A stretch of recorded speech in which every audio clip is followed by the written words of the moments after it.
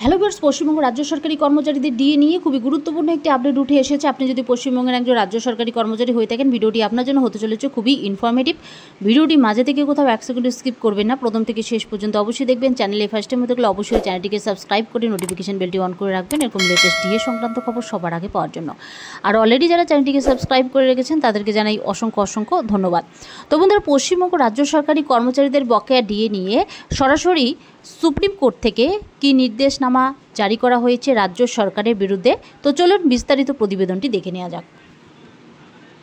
বকেয়া ডিএ নিয়ে ধুন্ধুমা, রাজ্যকে আইনি নোটিশ, সরকারের পরবর্তী পদক্ষেপ কী? পশ্চিমবঙ্গ সরকারি কর্মীদের মহার্ঘ ভাতা মামলা এক নতুন মোড় নিয়েছে।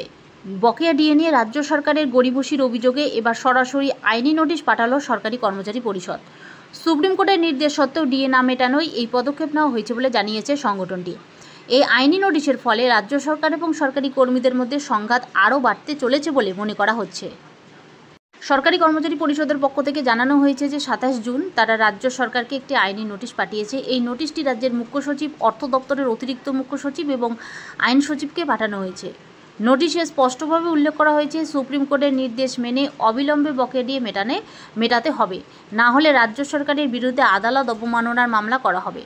এর আগেই অবশ্য রাজ্য সুপ্রিম কোর্টে একটি মডিফিকেশন আবেদন করে আরও 6 মাস সময় চেয়ে নেয়।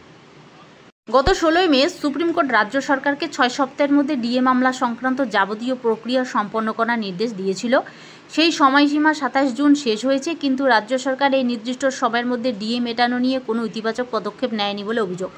অন্যদিকে রাজ্য সরকার 27 জুন সুপ্রিম কোর্টে একটি মডিফিকেশন অ্যাপ্লিকেশন দাখিল করেছে।